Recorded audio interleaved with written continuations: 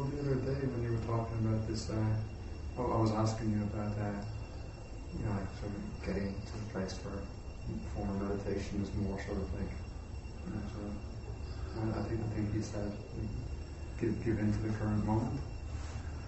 When I was on Vindabad, I was thinking about this. Like, it's been so long actually meditating on Vindabad. Everyone's been so busy here, so I started just trying to be aware of either the feet or the breath, or even when I was walking.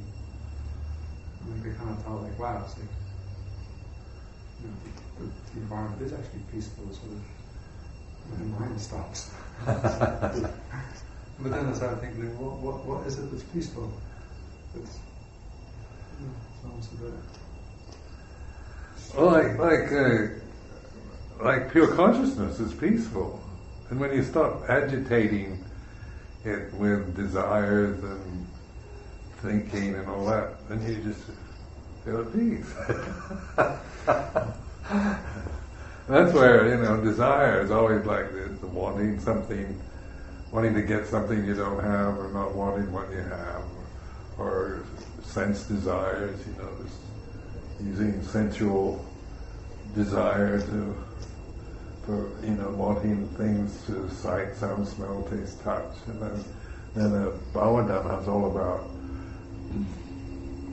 wanting to get state, like you think, I want to become an arahant, so then you have a desire to become something that you think you're not. So that's Bhavadana. And then you've got maybe kilesas or defilements, you get angry or restless or sleepy, and you want to get rid of that. That's Vipavadana. So you see, we tend to always stir up our mind. So this letting go is more like, this is where you can actually develop the practice of just letting go of things. And then the result is you really understand the result of that is peaceful. Your true nature is peaceful. Even though you might see yourself as not peaceful, but you can't believe that, because your mind will tell you anything. It's not to be trusted.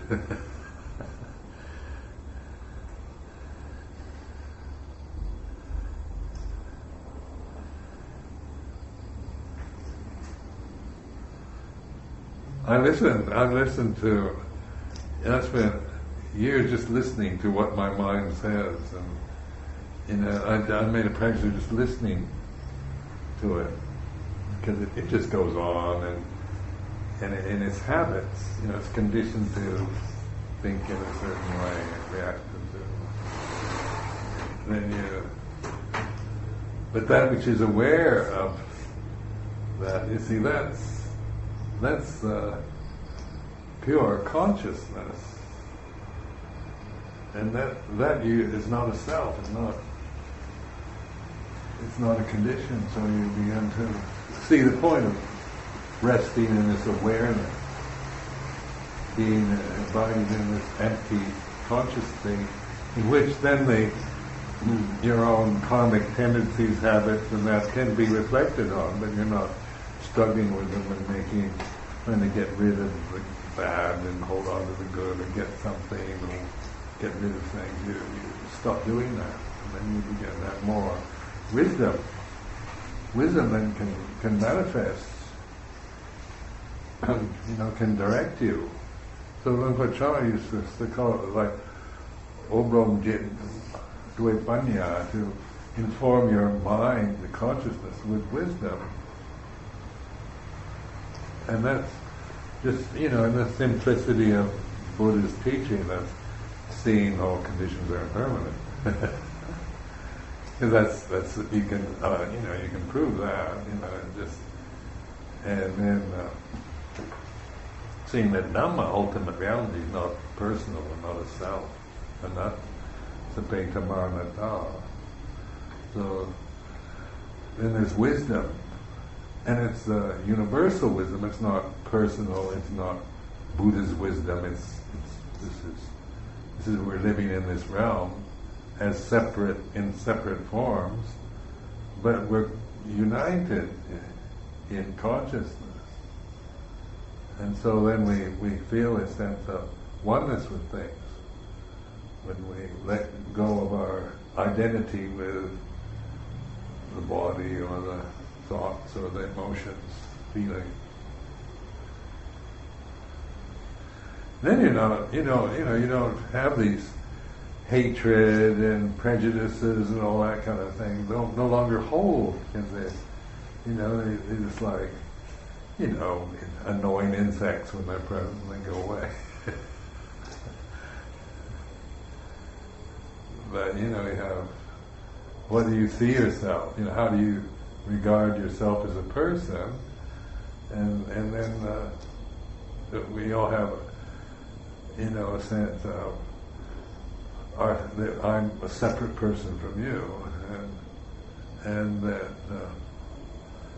and this is the reality that I can believe in. That because that's how the world sees us. You're over there, I'm here. I'm senior, you're junior. I'm old, you're young, and so on. It's because that's the body, isn't it? About physical body. And then your way of thinking, your memories are different, and maybe your emotional habits, maybe you have strong feelings about something that I may not share. But on the conscious level, we're united. So then, as we begin to recognize that, then we're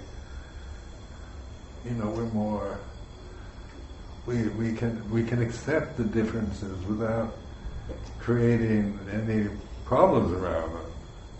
Because we're conditioned in a certain way according to our culture, social position, nationality, race, gender. You're all kind of connected to these things as your identity. But with consciousness, that's what's unifying. So when you say that, do you mean in kind, that my experience of consciousness, or the consciousness that I experience, is of the same nature as the consciousness you experience? It's the same consciousness. Or it's the same entity? Is it? No. See, try to contemplate consciousness being, infinite. It's just not, it's not inside you and inside me. We're inside consciousness. At this moment, all of us are inside the same consciousness. Consciousness is the same. I think I've heard the analogy like two glasses in a body of water. Yeah. And so this is, and then we each have, we're separate in form, different names, different ages, nationality. Then these are differences, in the conditioned realm only. But the consciousness is the same. I mean, I'm not asking you to believe this, but just contemplate, man. It's quite beautiful.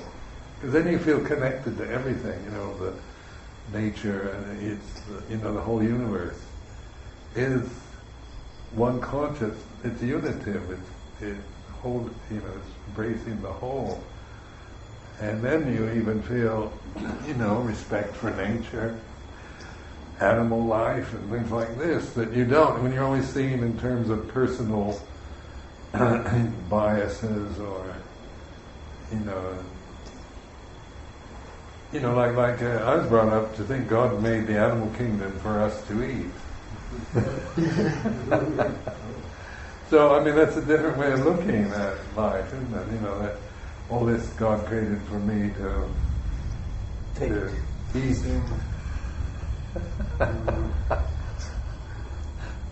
Whereas with the Buddhist is, a mosquito, a buffalo, a dog, And that's the same consciousness, this relationship to all those things. You know, you kind of expect their right to be what they are in form, you know, they're different forms. And so they have, you know, like a mosquito has to have the mosquito karma because of its form. And a dog or a buffalo or a bird. So it's, and that's its karma, the shape, you know, the shape, the form that different species have. You know, and you wonder why birds that are, you know, can migrate to places they've never, you know, they may have been born up in Canada and they migrate to South Africa. How do they know the way?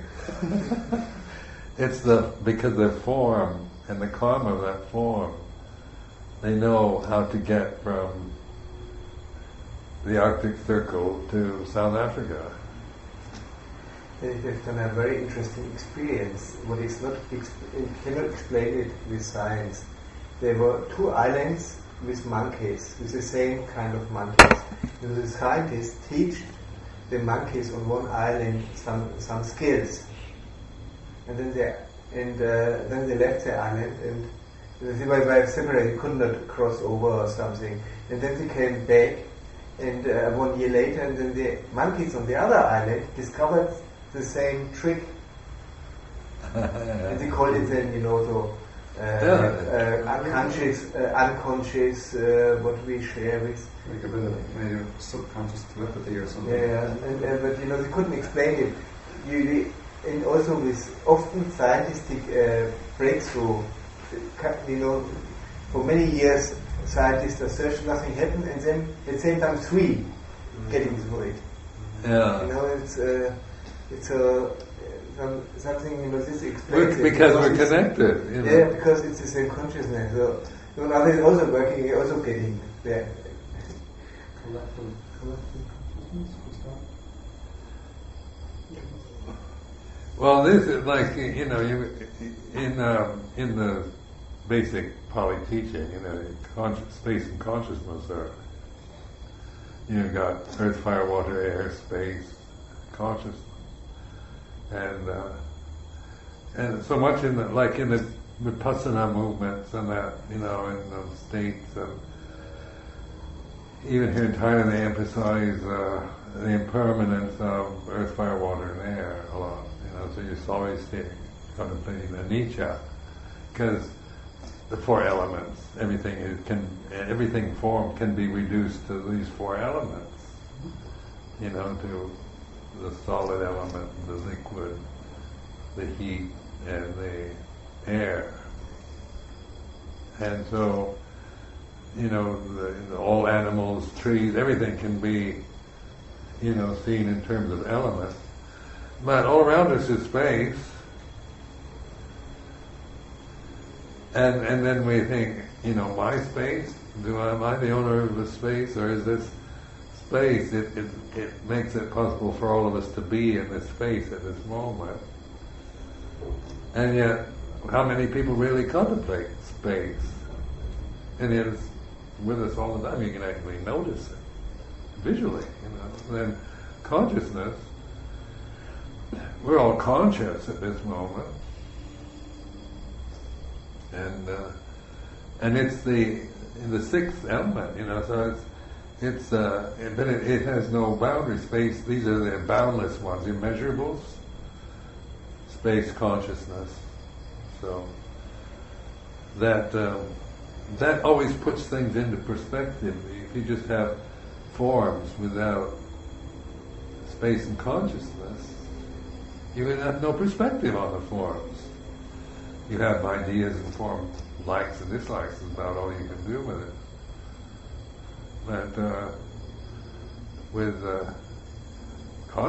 space and consciousness, space is an easy one because you can actually see it through the eyes, notice it.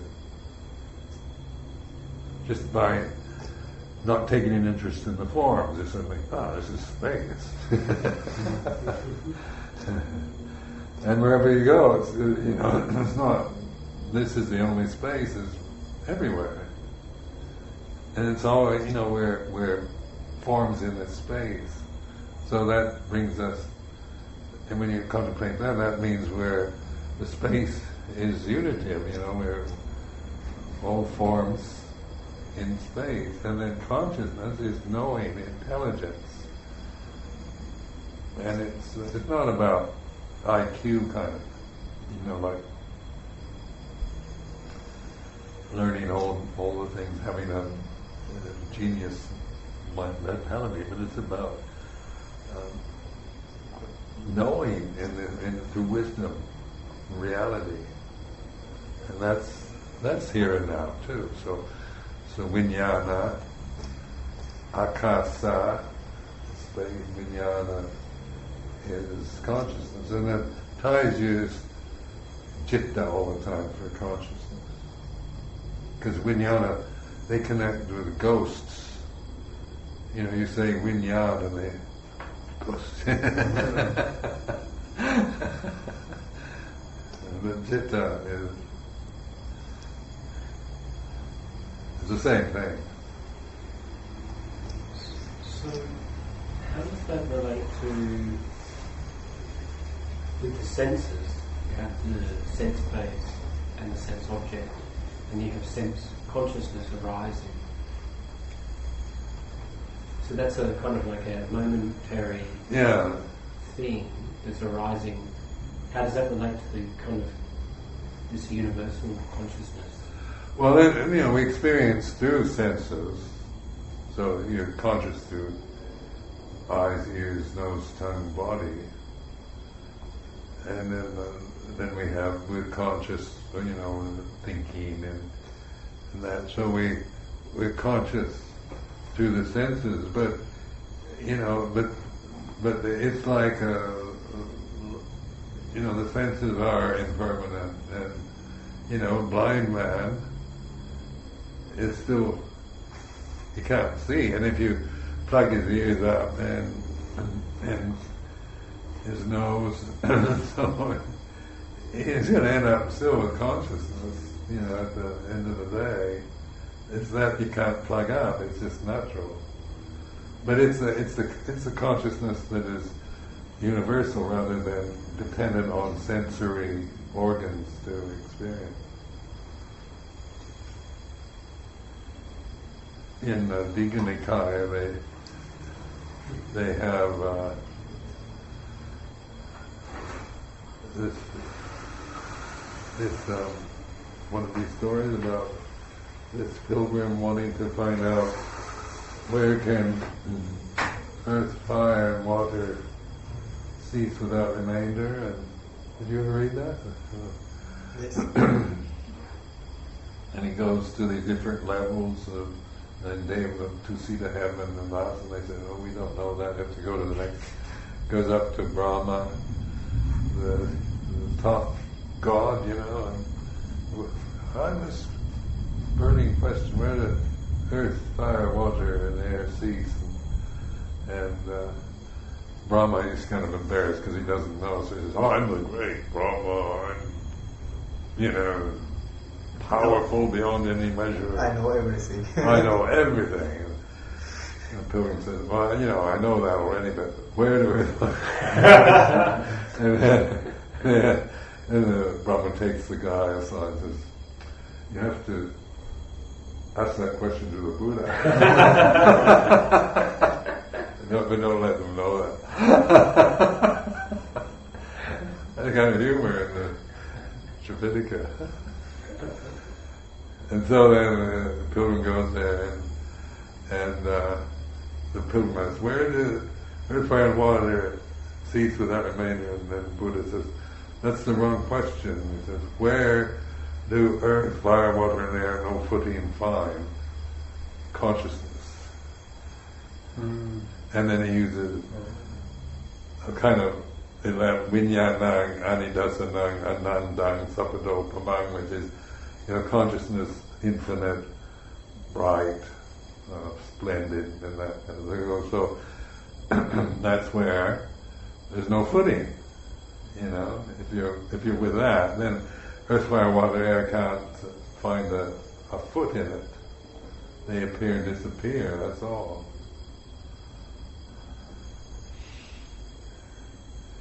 So you don't have to go to Brahma.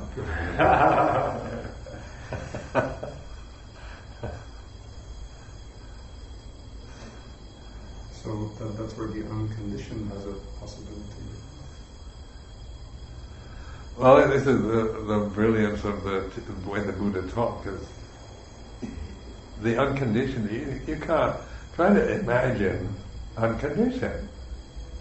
And a conditioned thing, you can imagine any old thing, any fantasy, or remember, this is a cup and this is a table and things like that. But then, you can even fantasize, create the perfect cup and the perfect table in your mind. It forms, and different colors and shapes and sizes, and that's the condition. What's the unconditioned? You can't. It's just a negation, and you use that prefix, unconditioned, unborn, uncreated, unformed.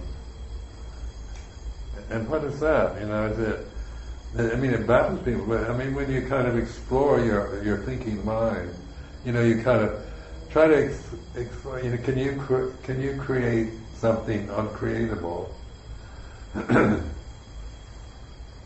You can't even imagine it. But you kind of understand it in a way as an abstraction in your brain. But what is it in reality? Because this teaching the Buddha said, there is the unborn. It's a statement of fact. It's not supposition or just philosophical, metaphysical ideals. It's saying there is the unborn, uncreated, unformed, unconditioned. And then you ask, what is that right now? If there is, and then he says that because there is the unborn, uncreated, unformed, unconditioned, there's escape from the born, the created, the conditioned. So we're not just helplessly stuck in our conditions, like it seems. Sometimes you seem like you're just trapped in a body with your thoughts and habits, and it's just like there's no way out of it. It's just, you just got to live it out, kind of a bitter feeling. But if there's the unborn, uncreated, unformed, unconditioned, and if there was not this, there'd be no escape. To me, that is wonderful. That's a statement of fact. That's not metaphysical philosophy. And so then I thought, what is it then? What is the reality of unborn, uncreated right now? Because if there is, it has to be now. It can't be, because things in the future are always, fantasies or ideas or wishes and that we have. So it has to be now. And then just by questioning like that, you begin to realize that this mindfulness practice is it says this is the gate, the doorway to that.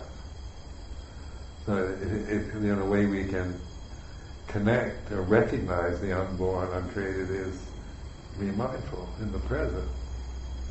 And this is the essence of the teaching, of Buddha, the essence of the Dhamma. Awake now, non-grasping, and then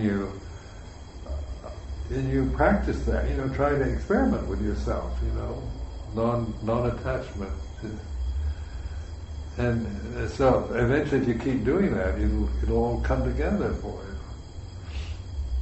And then you'll understand those teachings in a way that isn't just understanding the words and the theory, but actually you've had the reality of it, the insight. Because it's pointing to reality. It's not a philosophical theory.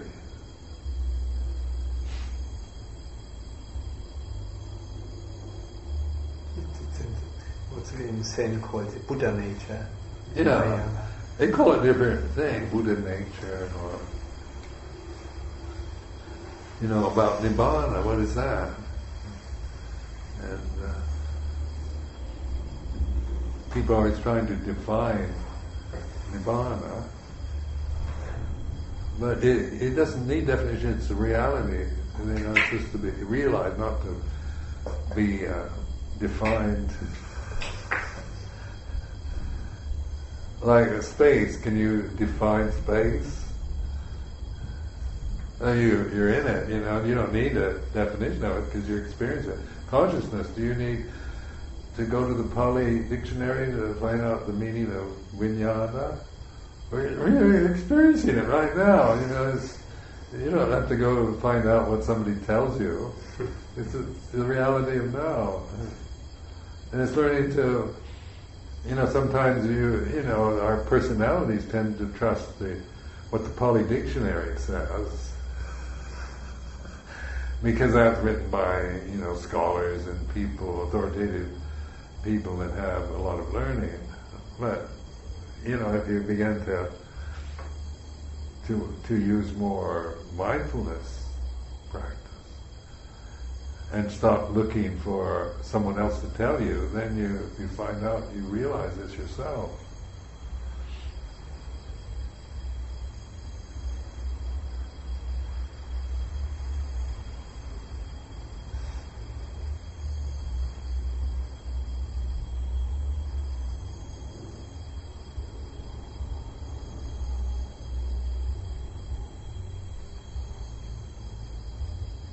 The only way I've actually been able to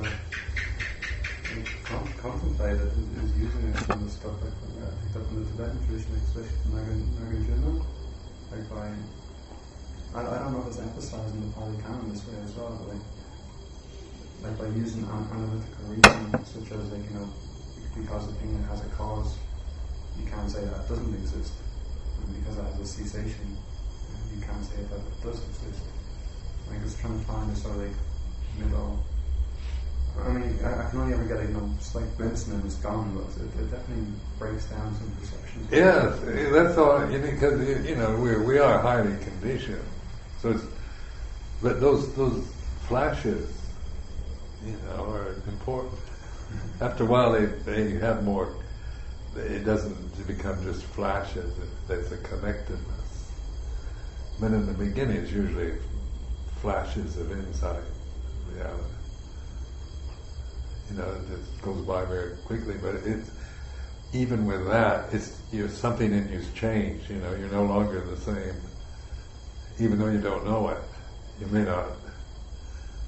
You may think, "Oh, I've lost it again. I'm hopeless," and go back into that kind of thing. But don't believe it. It's like you suddenly get the real understanding that isn't just from inspired feelings, but through insight. It changes you, it has its effect, even though afterward you may think you've lost it and you can't do it or whatever, but don't believe that kind of stuff that your mind says. Your mind will tell you all kinds of lies.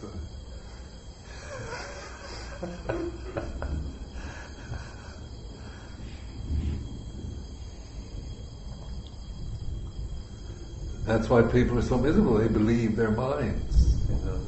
Like a lot of people in the Western world, like in Britain, have these what they call inner tyrants. This incredibly abusive judgment thing in their mind. You're hopeless. You screwed up again. You and that kind of thing. And you should never have said that, and it goes on, into, it can really, some people have a really strong one. And Irish people, because they're brought up in the Catholic Church, and it used to be very fire and brimstone, and on retreats, sometimes they suffered incredible guilt, feeling totally worthless and sinful and dirty and all that, because making mistakes in life. It's not that they've done anything that bad, but the inner tyrant is one of these forces. Whatever they do is never good enough. There's a hopeless sinner no matter what. And if you can, because they're interested in vipassana meditation, and then you can get them to start changing their attitude towards it, not believing the tyrant. Because it's just conditioned to do that, even if you are perfectly moral and proper, keep all the rules, the laws, that the inner tyrant would say, you're still a bloody sinner, and you it just doesn't know how to say, well, now you're okay. It won't say that. Relax. Because you're not perfect. You're not an Arahant or not there. So you have some point. I can. I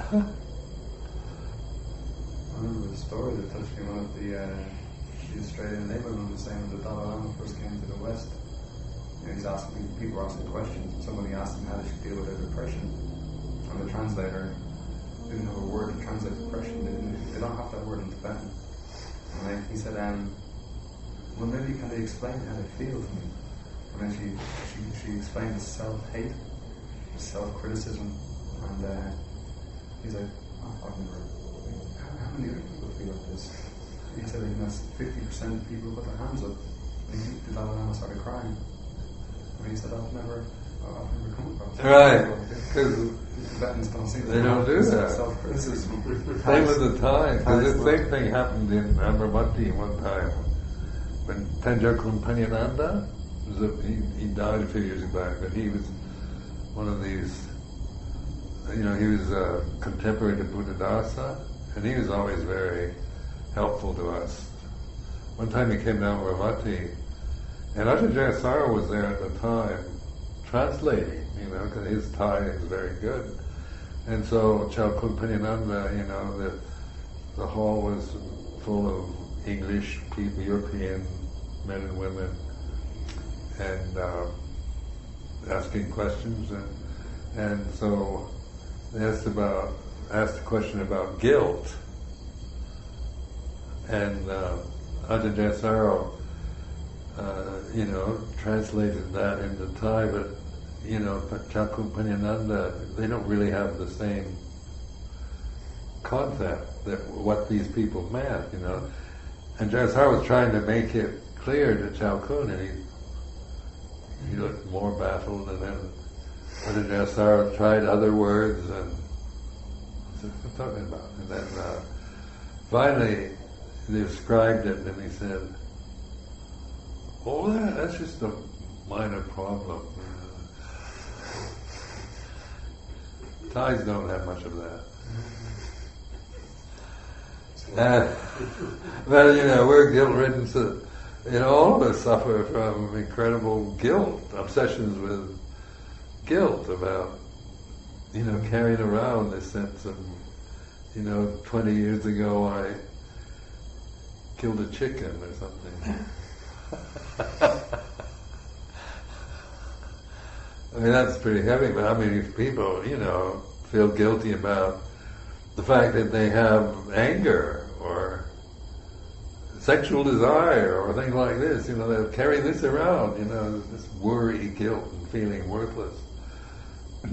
Because that's a big problem in the Western world, but not in Asia, not so much.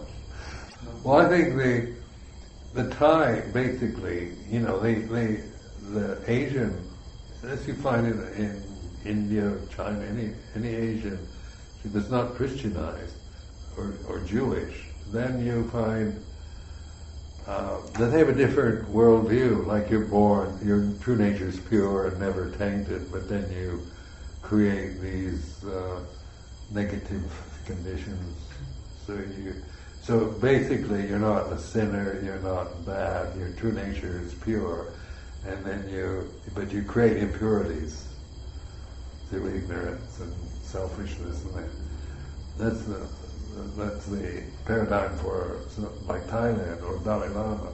But then,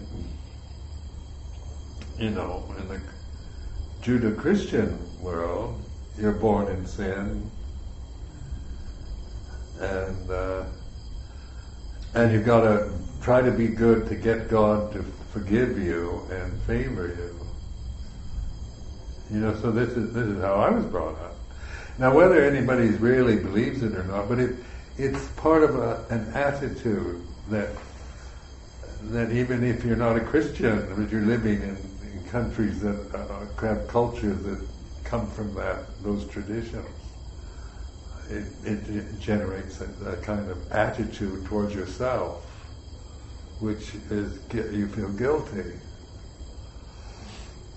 Because, and also, you know, like we're idealistic, so you should love your mother and father, and you should be kind, and you should be honest, and never tell lies, and you shouldn't be greedy, and then we have ideals about how things should be, which are high, they're ideals, you know, so they're way up there like the stars. But we have to live on the ground where things aren't ideal. And so we can judge ourselves according to the ideal. And you're never going to win. That's why the tyrant, you know, and it comes and says, you know, no matter how good you are, you're still not good enough. Because that's because we attach to an ideal. And then the reality of our life isn't ideal, you know, to deal with a human body, with its energies, with its pleasure, pain, principles, with sensory experience. These aren't ideals. These are, you know, sensitive, changing forms that we don't have that much control over. You know, you've got to deal with life as it happens. You know, you can't, you know, control freak mentality wants to organize everything and keep all the bad things away, but even at the greatest efforts one might have, is still, we have to deal with ugly things, bad odors, cacophonous sounds, cold, too hot, too cold, hunger, thirst, sexual desires. All this is just, you know, it's just it's the way this realm is. It's a sense realm, not an ideal realm. But we can feel guilty about sexual desire or hunger. I've seen Western monks feel guilty about eating food. Because they think they shouldn't have any kind of, like, hunger is greed. But the body needs food, you know, you have to nourish it. You know, it's not greed of the body, it's a survival mechanism. Well, the Buddha made it clear that it wasn't asceticism, you know, it's not about torturing yourself. So, you know, you can have 3 meals a day before noon if you want. You can eat biscuits and munch on chips and things like that, but I mean, it's not breaking them in out. But then we're in the Tudanga tradition, a little more strict. But Rinpoche made it very clear, you know, that I did a lot of fasting in the beginning, going without food, and I was doing this quite often. And then one day I decided I wanted to fast again, and I went up and asked Rinpoche if I had permission, and he said, why are you always doing that? You know, look at it. And he pointed to the monk sitting next to me. He says, he just comes, eats his meal, and goes. It's just 1 meal a day. And suddenly it clicked, you know, suddenly I realized what I was doing, you know. And the monk that he was pointing to, you know, had a lot of food in his bowl. It wasn't... He wasn't, you know, he had a diet or a strict attitude about it. He'd take, you know, and then Rinpoche, you know, I'd take just a little bit of sticky rice. He said, no, take it, you know, and you go like this. Oh, really? Yeah. So it's fun to sleep little, talk little, eat little. Yeah, that's the party line. Because one meal a day is eat little, you know. But also, I mean, it's how, you know, you can feel guilty about eating a lot on one meal. But especially when you're young, you need food. Like in Chithurst in England years ago, there was a young New Zealander who was full of energy. He just explode every moment. And this was at a time when we were, had a lot of work. Chithurst House was a derelict house, and we had to rebuild it, refurbish it. And this took a lot of energy. And so then he'd go bindabox in the kitchen, to collect the food, and people complained that he took so much food and he was greedy. But he never gained any weight. He's, he needed, he's burning it up, like, metabolism. Like he was young and he had this energy. If I ate like that, I'd really, be enormous. I think this is like a point as well. Like everyone seems to like, oh, look, Cha said this, and then they say, everybody has to do it. But I don't know. Like, he must have obviously given tailored advice to people for different reasons. Obviously. He in those days in the dining hall, he'd sit, right, and then they had these like narrow hall. We built it. I helped build it, and then dians, benches on both sides. And so, we were all sitting in tandem according to seniority. And Luang Cha was, he'd have all kinds of food there. And people offer special food to him. And then when his mother was alive, he'd always, they'd bring one of these tiffin carriers, bintos, and then he would fill the bintos up for his mother, who was a Manchi,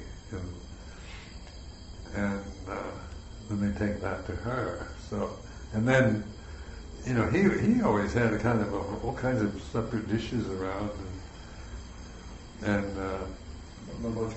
yes, he loved kway teow, noodles and things like that. And then sometimes, but he'd also,